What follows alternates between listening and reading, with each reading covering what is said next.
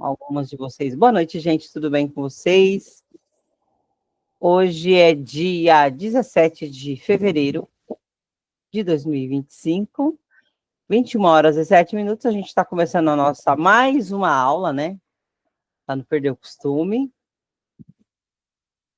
Mais uma aula aí do curso preparatório Leila Chaves. Você que vai escutar minha gravação amanhã, tanto no Google Meet, né? Quanto no link do YouTube. Hoje a gente vai falar sobre orientação normativa de educação alimentar e nutricional para a educação infantil, tá?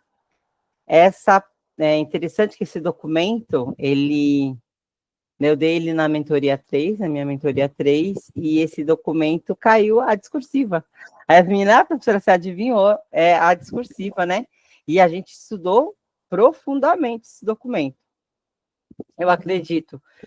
Pode ser que não caia uma próxima discursiva, mas com certeza cai uma, duas questões, três questões sobre a questão alimentar, que está muito em voga agora na atualidade, principalmente da pandemia para cá, que as famílias, né, em 2020, as famílias tiveram dificuldades para se alimentar, né, porque muitas famílias em situação de vulnerabilidade, né, de precariedade, pobreza, a gente viu na pandemia, então essa normativa ela vem aí para reforçar a importância da alimentação como prática social, né? A alimentação ela faz parte do currículo, ela faz parte do processo de ensino-aprendizagem, né? Não é só uma questão de se alimentar na escola, não.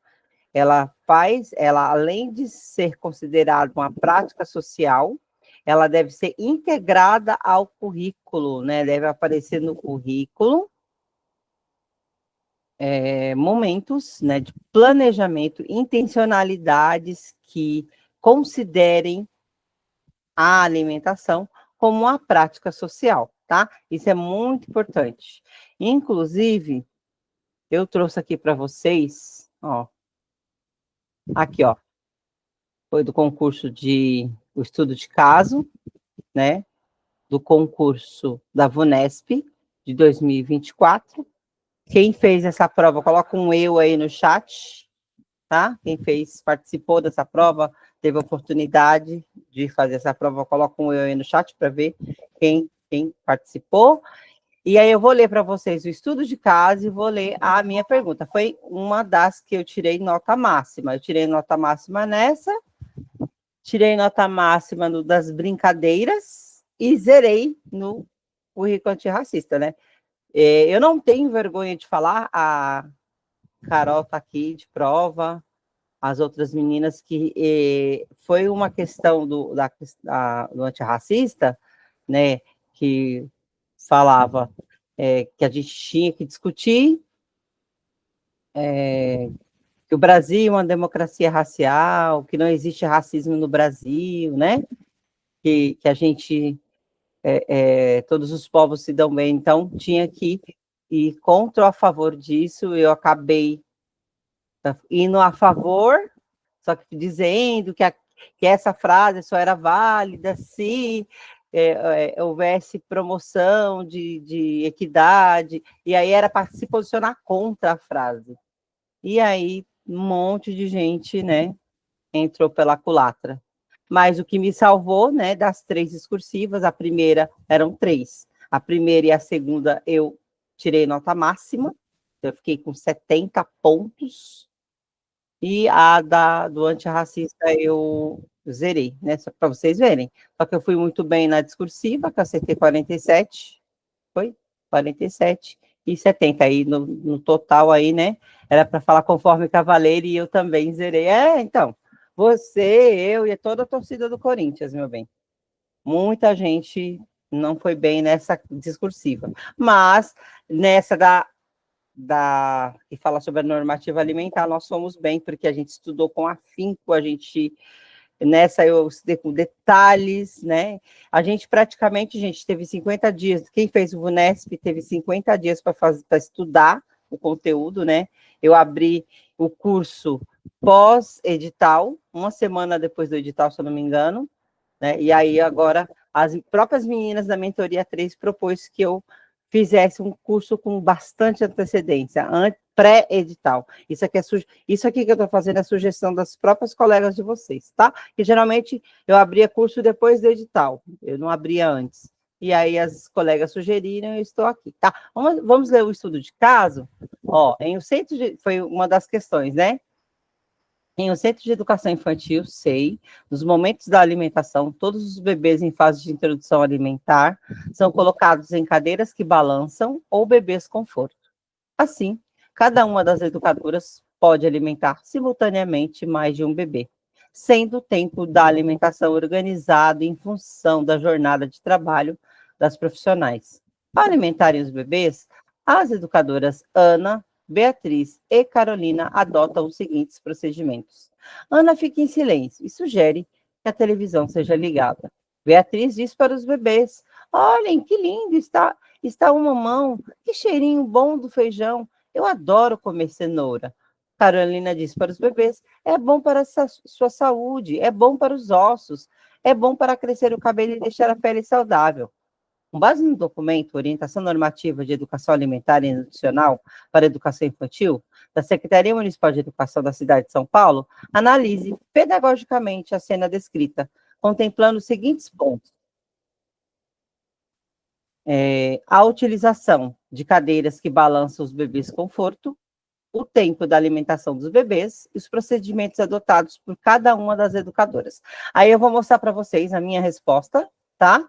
Que eu tirei nota máxima, acertei tudo que eles queriam ouvir, tudo que a banca queria ouvir, eu consegui colocar na minha discursiva, tá?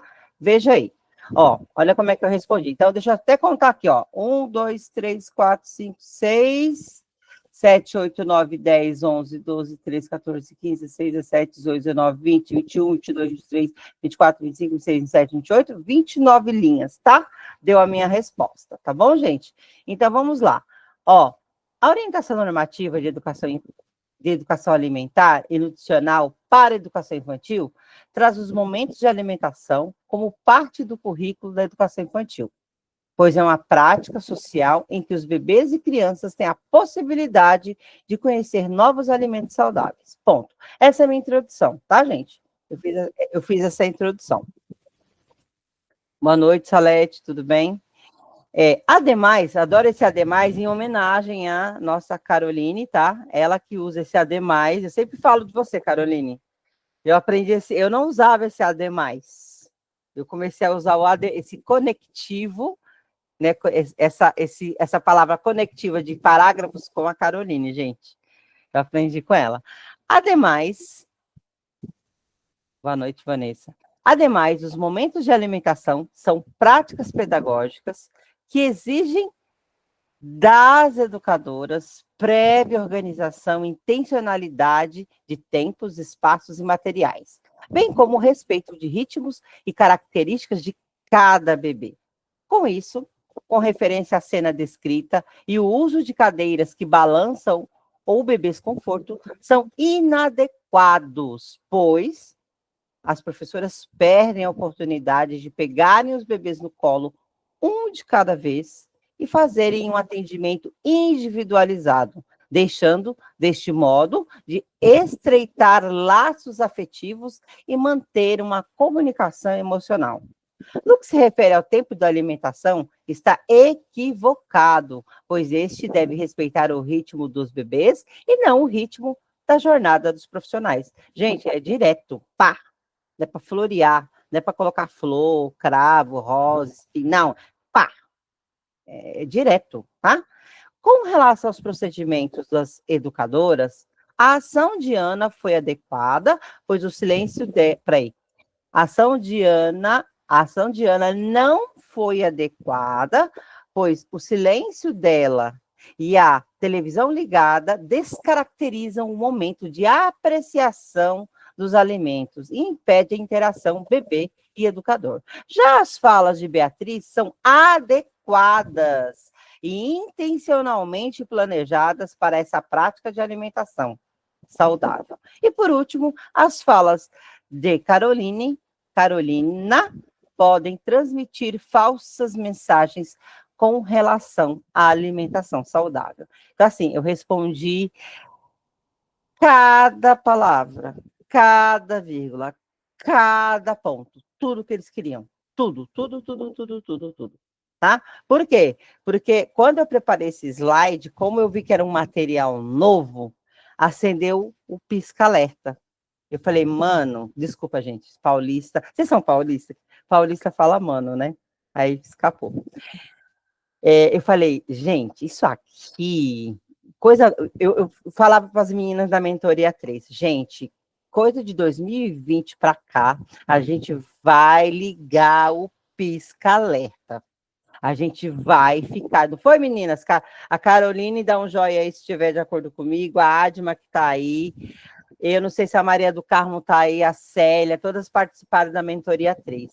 Eu falava com elas, todo o encontro, assim, meninas, 2020 para cá, a gente vai, ó, ligar o pisca-alerta. E aqui, eu achei muito interessante esse documento, eu olhei assim. Então, foi um slide que eu, sabe, esmiucei. E não que eu não caprichasse nos outros, eu capricho em tudo. Eu tento fazer o melhor possível, mas esse eu dei um tchan, né? Dito e feito. Chegamos lá na prova, meu bem. O que estava na discursiva? Né? Normativa alimentar, tá? Então, tá aí para vocês têm esse material, para vocês terem noção, né? E tirei nota, valia 40, eu tirei 40, tá? Vamos lá. Bora, então, estudar. Normativa alimentar, tá? Então, se eu não me engano, esse documento é de 2019. Se eu não me engano, esse documento é de 2019. Orientação normativa, não, 2020, porque em 2019 começaram-se as pesquisas, em 2020 ele foi publicado, tá? Primeiro foi publicado a orientação normativa em forma de legislação, depois esse documento foi logo em seguida esse documento foi publicado, tá? Primeiro eles publicam a lei, a norma, né? Depois eles publicam o documento institucional, tá? Então, orientação normativa de educação alimentar e nutricional para a educação infantil, tá? Vamos lá.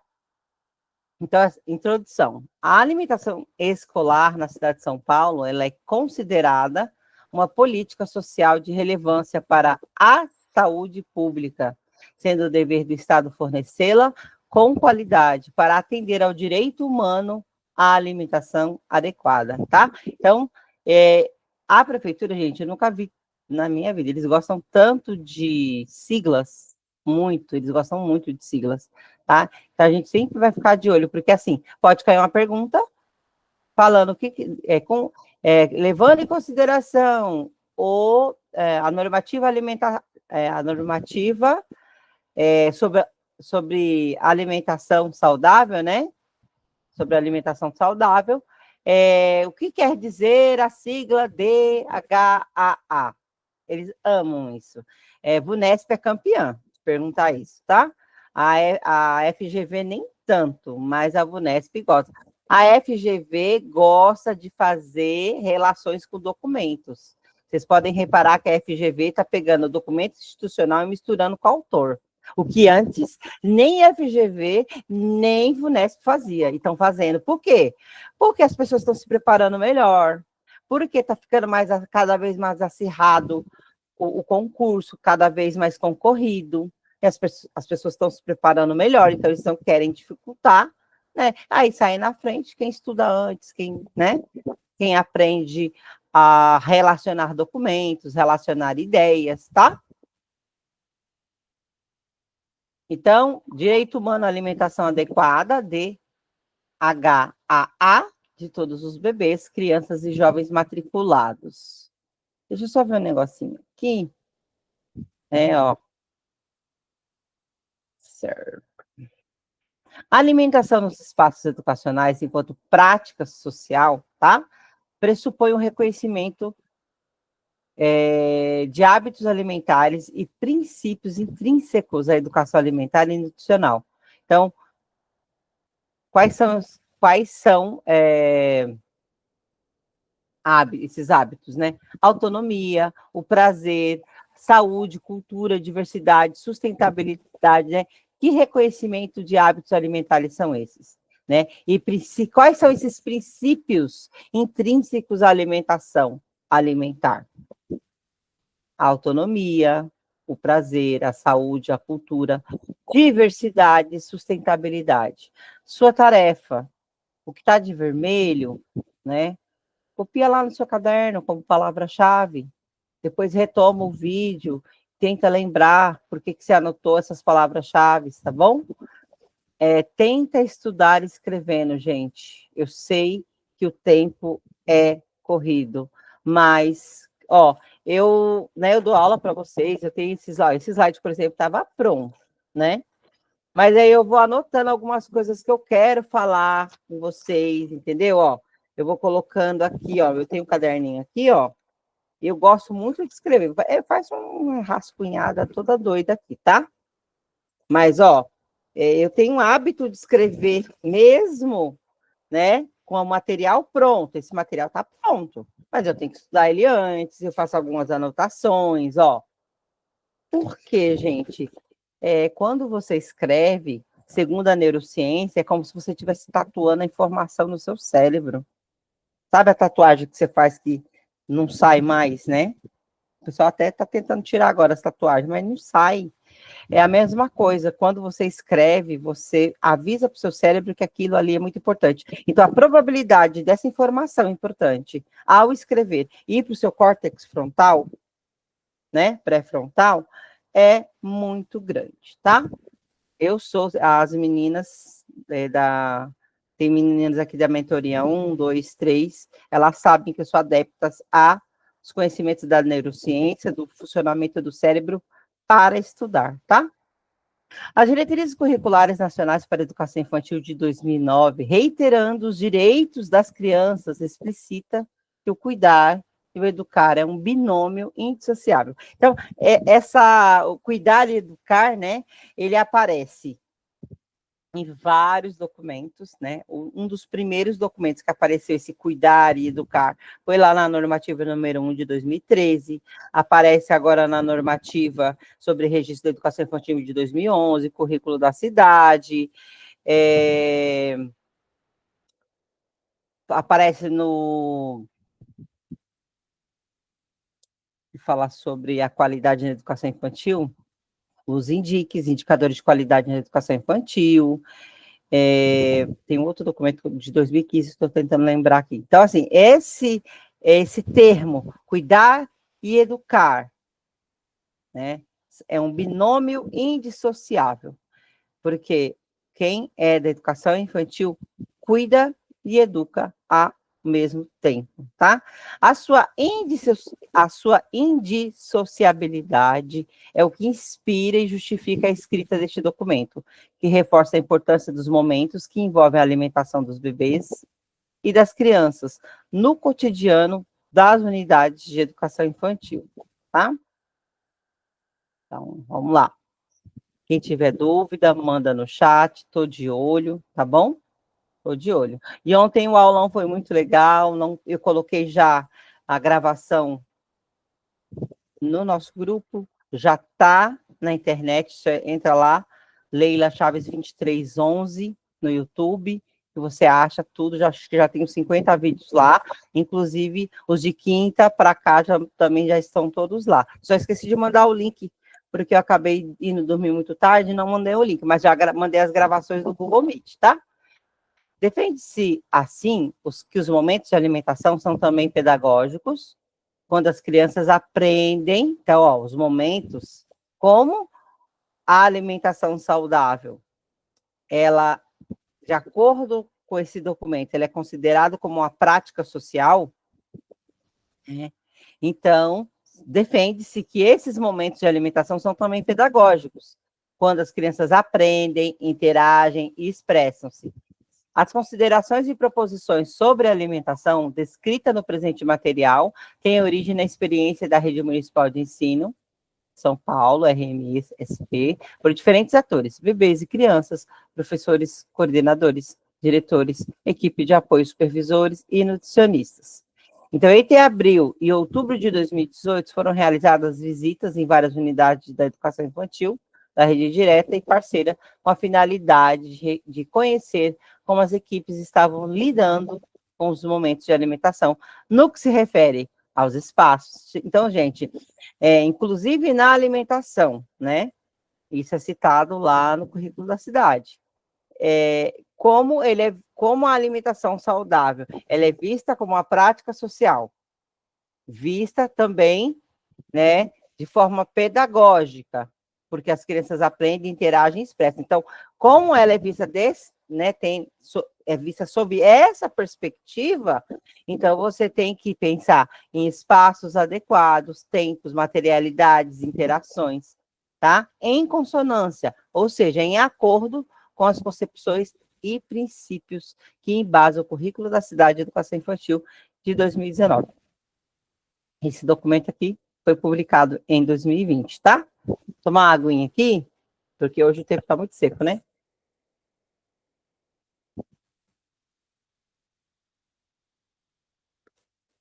Tô com o ventilador, ó, ligado aqui. Ó, tomando uma aguinha, porque eu não tô aguentando, não. Não sei se foi, acho que na sexta que eu tava parecendo um cuscuz. Meu Deus.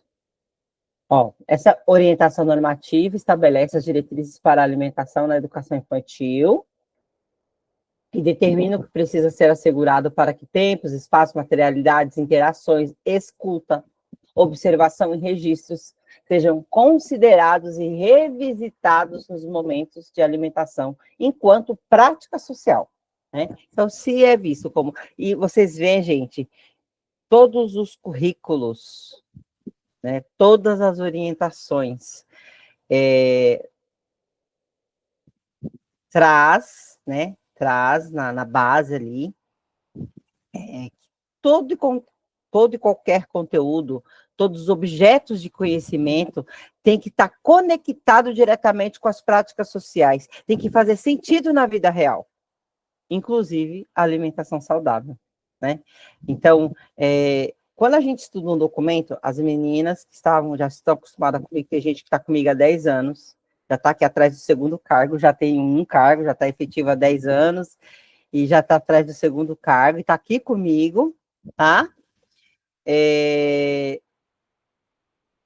Quando você estuda um documento, você acaba estudando todos os outros, que eles se repetem, né? Tem não sei quem já fez aqui o curso de letras, tem a intertextualidade, então você reconhece um texto de um outro documento, de um outro autor dentro desse texto. Chama intertextualidade, que um texto conversa com o outro, tá?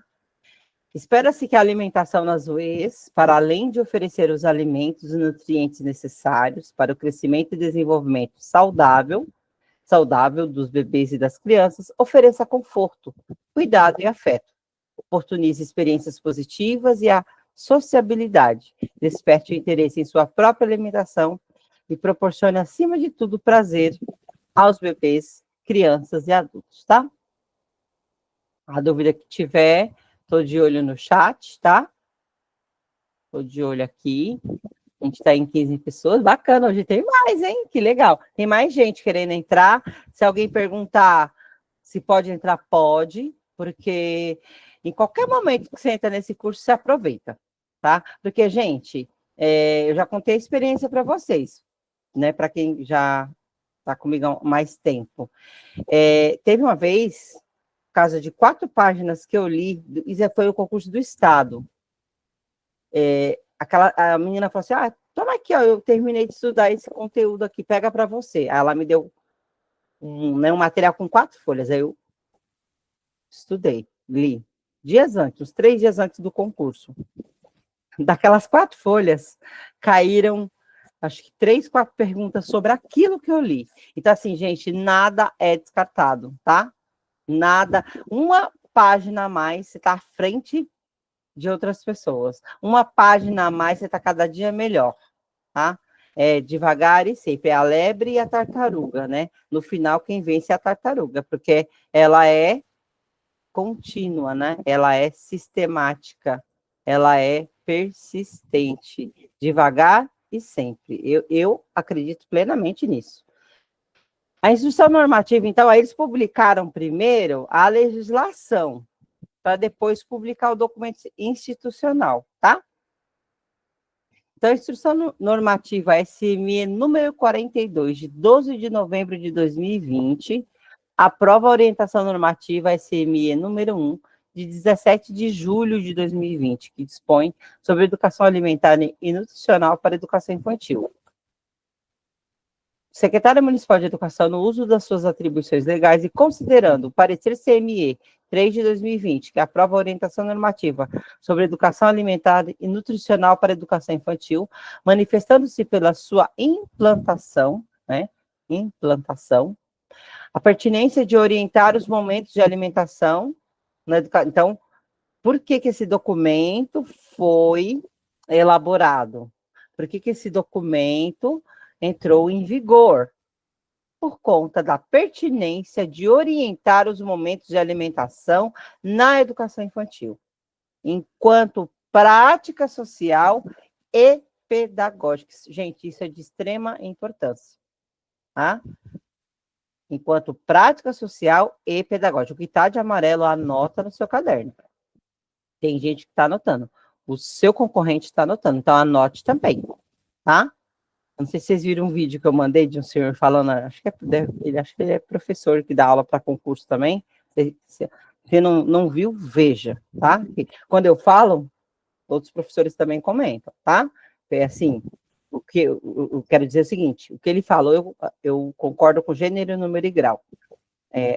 Se você não está anotando, seu concorrente está. Se você não está estudando, o seu concorrente está. Tá? Quando pensar em desanimar, pensa, poxa, meu concorrente está estudando. E você está concorrendo, não tem jeito. Isso aqui é uma competição, tá? Prática social e pedagógica, então, né? A alimentação na educação infantil, ela tem que ser vista como uma prática social e pedagógica. A partir da organização do ambiente de alimentação, né? Quer dizer, os espaços, as materialidades, os tempos, interações. Gente, vocês veem que tempos, espaços, materialidades, interações aparecem em diversos documentos na educação infantil, porque são pilares, porque a base da educação infantil é isso, né? O espaço, o tempo, o ambiente é o segundo educador na educação infantil. Nós somos os primeiros, porque sem nós não há autonomia, não há protagonismo dos bebês, né? O protagonismo dos bebês, ele existe na medida em que há o protagonismo docente, né, Carolina, né, não sei se a Maria do Carmo está aí, que eu não preciso atenção se ela entrou, né, Célia, não é? A Karina de Jesus. Então, só há protagonismo de crianças e bebês na medida em que há o protagonismo docente, porque é o professor, é a professora que organiza tempos, espaços, materialidades. Isso aqui não cabe só para a normativa alimentar, isso aqui cabe para todos os momentos, para todas as intencionalidades, as proposições que o professor traz para as crianças no cotidiano das unidades escolares, tá? Aí resolve. Artigo 1º, aprovar e retificar a orientação normativa SME número 1 de 17 de julho de 2020, que dispõe sobre educação alimentar, duplo protagonismo. Olha aí, tá vendo? Duplo protagonismo, exatamente. É um duplo protagonismo. Né? Porque na educação infantil, o professor ele é um observador participativo, as intencionalidades, as proposições, elas são feitas a partir das observações criteriosas, né, com relação às crianças, a partir dos desejos, necessidades que as crianças apresentam. Por isso, diz duplo protagonismo. Por isso os documentos diz que o protagonismo dos bebês só é possível na medida em que há o protagonismo docente, que é o professor que organiza tempos, espaços, materialidades, interações, tá bom? dentro, claro, levando em consideração bebês e crianças como bojo desse currículo, como centro desse currículo, e levando em consideração também, né, partindo da perspectiva de que é um currículo flexível, né, um currículo que sofre mudanças ao longo do processo, conforme as necessidades e desejos de bebês e crianças, tá? Então, aprovar e retificar a orientação normativa SM número 17 de julho de 2020, que dispõe sobre educação alimentar e nutricional para a educação infantil, como parte integrante dessa instrução normativa. Artigo 2º, essa normativa entra em vigor na data da publicação, tá? Então, é isso. Vamos lá, vamos ver o que traz essa normativa, né? Esse programa de alimentação escolar, PAE, a prefeitura ama essas siglas, tá? E anotem o que está colorido aqui. É bastante coisa, anota, não tenha preguiça, porque o seu concorrente não está tendo preguiça, tá? Anota no seu caderno, né? Compra um caderninho aí para quem é novo, quem acabou de começar o curso, quem já está no curso aí, já sei que tem caderno, já sei que está, né? Muitos de vocês anotam bastante, que vocês conversam comigo, né? Tem gente que eu trabalho junto aqui, tem gente que eu conheço online que manda as fotos do que está fazendo, tá? Então, é isso. Anotem. Ó, tem um montão de caneta. Adoro caneta, ó. Adoro. Olha, essa aqui é maravilhosa. Essa aqui é de gel. Minha letra fica bonita porque a pontinha é grossa. Ó, parece doida, né, gente? É que eu gosto muito de material escolar. Ó, Programa de Alimentação Escolar é a política pública de maior abrangência em alimentação e nutrição no país, que visa garantir o DHAA, o direito humano à alimentação adequada. Então, vocês veem que tudo que é importante, eu estou deixando, ó, pisca-alerta, estou deixando colorido, tá? E a segurança alimentar e nutricional, SAN. Ó, tudo tem sigla, hein? Uma das diretrizes do PAE é a educação alimentar e nutricional, EAN, que no processo de ensino e aprendizagem perpassa pelo currículo escolar, abordando o tema alimentação e nutrição e o desenvolvimento de práticas saudáveis de vida. Foi retirado aí de um documento de Brasília, aí, né? Um documento nacional. Ó, eu coloquei aqui, ó, uma ótima frase para ser usada em uma discursiva no estudo de casos sobre o programa de alimentação alimentar. Isso aqui eu tinha colocado antes da prova.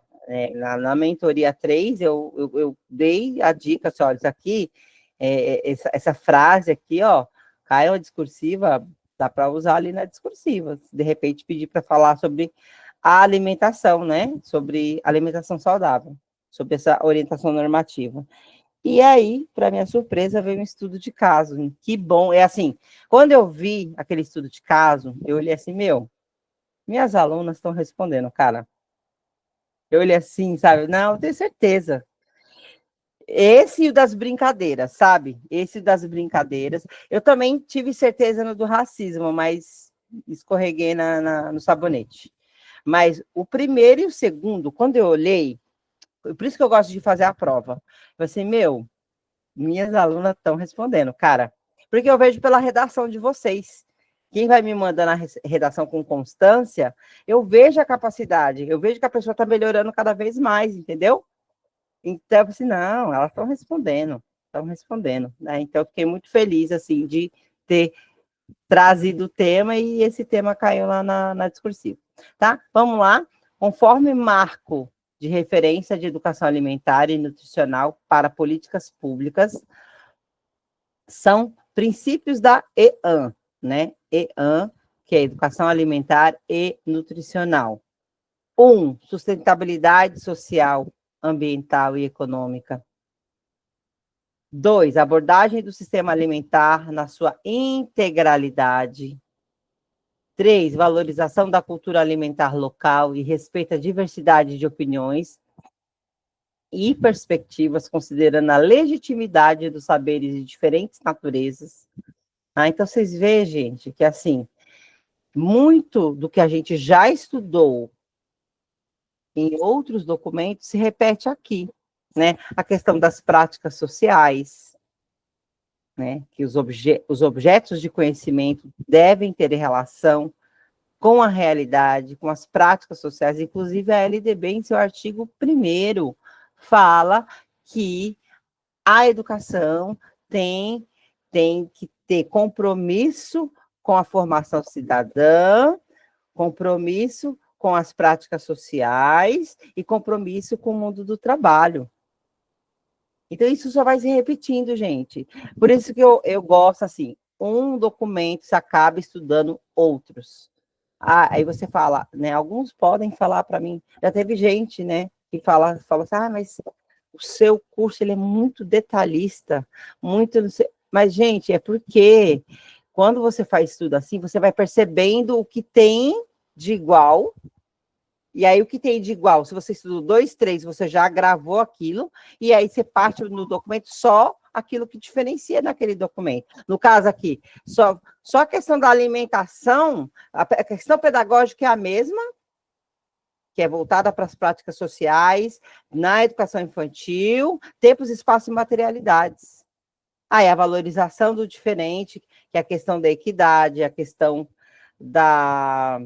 Ó, quando você fala sobre valorização da cultura alimentar, local e respeito à diversidade de opiniões, você está falando aí de educação integral, você está falando de equidade, você está falando de educação inclusiva, principalmente aqui de educação inclusiva. A educação inclusiva não tem a ver só com crianças com deficiência. A educação inclusiva tem a ver com respeito às diferenças também. Né? Então, é muito bacana a gente conseguir relacionar um documento com outro e perceber aquilo que de igual tem nos documentos e aquilo, as peculiaridades de cada documento, que é o que a gente está fazendo aqui, tá? Então, eu vou no 4 agora, que está verdinho, bem bonitinho aí, ó. A comida e os alimentos. Ó, primeiro eu vou terminar de ler o 3. A valorização da cultura alimentar local e respeito à diversidade de opiniões e perspectivas, considerando a legitimidade dos saberes de diferentes naturezas. 4. A comida e os alimentos como referências. Valorização da culinária como prática emancipatória. Olha que legal, ó. A comida e os alimentos como referências, né? Porque a alimentação que a gente come aqui em São Paulo, que é diferente que come no interior de São Paulo, que é diferente que come lá no interior da Bahia. É nesse sentido que eles querem trazer, tá? A valorização da culinária como prática emancipatória. A promoção do autocuidado e da autonomia. Emancipatória por quê? Porque é identidade. Prática emancipatória, o que é o emancipatório? Que você é independente, não é? Quando você assina, fulana foi emancipada com 16 anos. Então, você deu autonomia para ela, você deu independência. A mesma coisa é a questão alimentar. Ela traz conosco a nossa identidade cultural. Por isso, como a valorização da culinária como prática emancipatória, tá? A promoção do autocuidado e da autonomia, né, de se alimentar direito, de poder se alimentar as crianças, né, a gente vai ensinando isso no SEI de 0 a 3, principalmente, a gente vai ensinando isso para as crianças, o autocuidado, se alimentar direito, se alimentar sozinho, ter a capacidade de se alimentar sozinho, né? 6, a educação enquanto processo permanente e gerador de autonomia e participação ativa e informada dos sujeitos. 7, a diversidade nos cenários de práticas. Porque a alimentação é considerada, né, como uma prática social e pedagógica, então tem que ter uma diversidade de cenários de práticas ali para ensinar as crianças a se alimentarem adequadamente e de forma saudável. A intersetorialidade, por quê? Quando você fala de alimentação saudável, você está ligando uma coisa a outra, você está ligando vários setores. Saúde, agricultura, educação, não é? Porque se você fala de alimentação, você está educando. Se você está falando dos alimentos, está falando de agricultura, está falando da saúde, né? Então, você está falando aí, essa intersetor, quando vocês leem em algum lugar, e isso vai aparecer nesse documento da alimentação saudável, aparece no currículo da cidade, aparece no Conhecer para Proteger, a gente, é o próximo, semana que vem, a gente vai ver esse documento, Conhecer para Proteger, são os dois documentos, o da vulnerabilidade e Conhecer para Proteger, tá? Esses dois documentos semana que vem. Essa semana a gente vai ver alimentação saudável, a gente vai ter discursiva sobre isso aqui que a gente vai fazer junto, e aí eu preciso da discursiva de vocês sobre, que eu pedi para vocês ontem no aulão, e que está no material, eu dei um tema para vocês escreverem sobre... Ai, meninas, me lembra aí quem estava na aula de ontem? A gente estava vendo normativa sobre registro da educação infantil. Eu dei uma lição de casa, vocês me entregarem até domingo, tá? Esse que aqui que a gente está estudando, a gente vai fazer uma discursiva também, mas juntos, coletivamente, que eu acho bacana, acho dinâmico, mas vocês têm uma lição para me entregar, tá bom? Então, aqui, parei na intersetorialidade, tá? 10, o planejamento, avaliação e monitoramento das ações, né? Será que aquela escola está seguindo dentro do seu projeto político-pedagógico? Foi discutido com toda a comunidade escolar, lembrando que o projeto político-pedagógico é um documento flexível, dinâmico, democrático, discutido por toda a comunidade escolar. Quem é a comunidade escolar? Professores, pais, alunos, funcionários e toda a comunidade em geral, né? É um documento que sofre alterações ao longo do processo, caso tenha necessidade. Então, esse planejamento, essa avaliação, esse monitoramento, ele tem que sempre ser discutido, tá bom? Se tiver dúvidas, eu estou aqui de olho no chat. Hoje tem bastante coisa, hoje a gente não tem lição, mas a partir de amanhã nós respondemos, para ficar mais dinâmico, eu vou responder, a gente vai responder questões aqui junto, vou mandar questões do Google Forms, tá? E aí, vocês vão arrepiando aí. Eu vou arrepiando aqui, vocês vão arrepiando aí, tá bom? Vamos lá, para o próximo. Ó, conforme... Ai, meu Deus. Sorry. Aqui. Aqui, ó. Na rede municipal de ensino, a CODAI, o que é CODAI? Coordenadoria de Alimentação Escolar. É a responsável pelo planejamento, execução e acompanhamento do Programa de Alimentação Escolar, PAE, considerado um dos maiores programas de alimentação do mundo, tá? Os cardápios da CODAI são planejados visando atender às recomendações do Fundo Nacional de Desenvolvimento da Educação, FNDE, uma vez que é oferecido no mínimo, olha para vocês verem, 70% das necessidades nutricionais diárias de bebês e crianças do SEI, EMEI, em período integral, e cerca de 50% das necessidades nutricionais diárias das crianças atendidas nas EMEIs em período parcial. Além das recomendações do FNDE, os cardápios são planejados a partir das orientações da Sociedade Brasileira de Pediatria, cadernos de atenção básica e guias alimentares. Tá? Então, o controle social do PAI, que é o Programa de Alimentação Escolar, é feito pelo Conselho de Alimentação Escolar, o CAE. Tudo tem sigla. Tudo tem sigla. Que é integrado por pais de estudantes, representantes dos docentes da RME, que é a Rede Municipal de Ensino, da sociedade civil organizada e do governo municipal. O conselho é responsável por fiscalizar a qualidade das refeições servidas, realizando visitas quinzenais às UEs para o acompanhamento da alimentação escolar. Um minutinho.